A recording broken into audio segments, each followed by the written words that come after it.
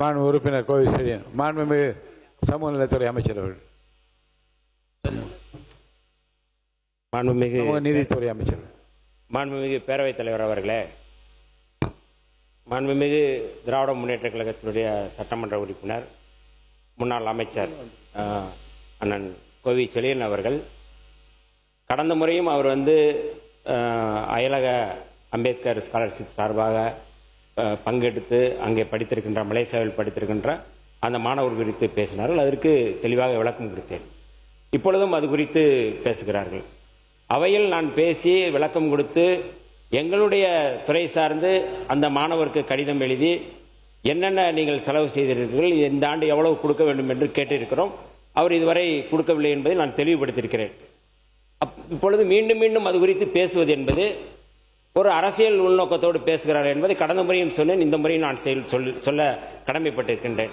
அதேபோல மாண்புமிகு அண்ணன் கோவை செழியன் அவர்கள் பேசும் பொழுது கடந்த முறை அவர் சொன்ன அந்த ஒரு வார்த்தையில் இந்த திட்டம் திமுக ஆட்சி காலத்தில் தான் கொண்டு வரப்பட்டது என்கின்ற ஒரு செய்தியை குறிப்பிட்டிருந்தார்கள்.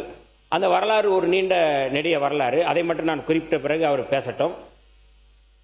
1995ஆம் ஆண்டு அன்றைய முதலமைச்சர் செல்வி ஜெயலலிதா அவர்களின் ஆட்சி காலத்தில் ஆதி திராவிடர் மற்றும் பழங்குடியினர் மாணாக்கர்கள் சட்ட பல்கலைக்கழகத்தில் சட்டப்படிப்புக்கு நிதி உதவி வழங்கும் பொருட்டு ரூபாய் 10 லட்சம் ஒப்பளிப்பு செய்யப்பட்டு மேயர் சிவராஜ் கல்வி அறக்கட்டளை துவங்கப்பட வேண்டும் என அரசாணை 22/3/1995 வெளியிடப்பட்டது. இந்த அம்பேத்கர் அயலக கல்வி உதவி திட்டத்திற்கு முன் திட்டம், அதுக்கு முன்னாடியான திட்டம் அப்படிங்கிறது அங்கிருந்து தொடங்கப்பட்டது. இந்த அறக்கட்டளையில் நடைமுறை சிக்கல்கள் ஏற்பட்ட நிலையில் இத்திட்டத்தை செயல்படுத்த ஏதுவாக சென்னை பல்கலைக்கழக சட்டத்துறையுடன் இணைந்து ஆதி திராவிடர் மற்றும் பழங்குடியினர் மாணவர் அயல்நாடு சென்று முதுநிலை பட்டப்படிப்பு மற்றும் ஆராய்ச்சி படிப்பு மேற்கொள்ள மாணவர் பரிமாற்ற திட்டம் என்று அரசாணை 6/5/1998 நிறைவேற்றப்பட்டது. இதனைத் தொடர்ந்து கடந்த 22/9/1998 வெளியான அரசாணைப்படி அயல்நாட்டு பல்கலைக்கழகங்களுடனான மாணவர் பரிமாற்ற திட்டம் ஏற்படுத்தப்பட்டது. அதன்படி 5 ஆண்டுக்கு ரூபாய் 4.50 கோடி செலவில் 4.50 கோடி செலவில் ஆண்டுக்கு 10 மாணவர்கள் வீதம் ஒரு மாணவருக்கு ரூபாய் 3 லட்சம் வீதம் இத்திட்டத்தை செயல்படுத்த ஆணையிடப்பட்டது. இதற்கு அடுத்து அமைந்த ஆட்சி காலத்தில் மாணவர் பரிமாற்ற திட்டம் என்பது ஆதி திராவிடர் மற்றும் பழங்குடியினர் மாணாக்கர்கள் நேரடியாகவே அயல்நாடு சென்று மேற்கல்வி பயில ஆண்டுக்கு ரூபாய் 30 லட்சம் ஒதுக்கீடு செய்து கடந்த 8/8/2002 அன்று ஆணையிடப்பட்டது.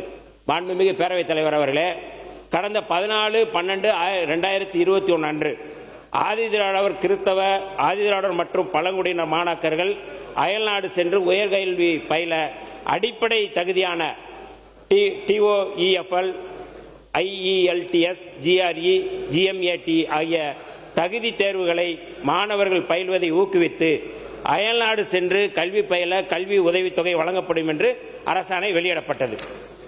கடந்த 2/12/2022 அன்று அயல்நாடு சென்று கல்வி பயிலும் மாணவர்களுக்கு கல்வி உதவித்தொகை வழங்கும் திட்டத்திற்கு புதிய வழிகாட்டு நெறிமுறைகள் வெளியிடப்பட்டது.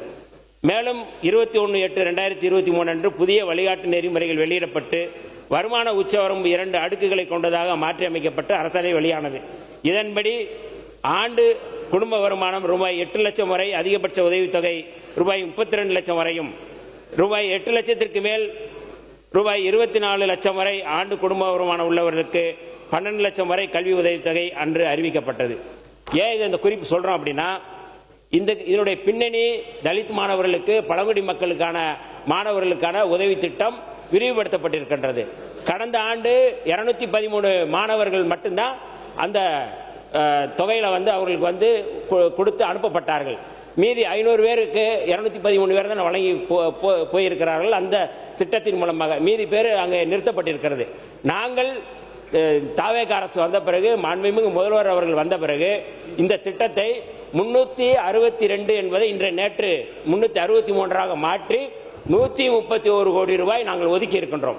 அதுல ரொம்ப குறிப்பா மாண்புமிகு நிதித்துறை அமைச்சர், நிதி செயலாளர் எல்லோரும் சேர்ந்து தலித் மற்றும் பழங்குடியின மாணவர்களுக்கான அந்த உதவித்தொகை கூடுதலாக அவர்கள் செலுத்த வேண்டும் என்ற நல்லெண்ணத்தோடு நாங்கள் வழங்கி இருக்கின்றோம். ஆனால் உள்நோக்கத்தோடு தொடர்ந்து ஒரு மாணவரை வைத்துக்கொண்டு இது அரசியல் செய்வது என்பது தலித் மாணவர்களுக்கான ஒரு நல்ல எண்ணத்தில் செயல்படக்கூடிய இந்த திட்டத்துக்கு எதிராக அவர்கள் செயல்படுகிறார்களோ என்கின்ற நான் எண்ணத்தை இந்த அச்சத்தை நான் வெளிப்படுத்த விரும்புகின்றேன்.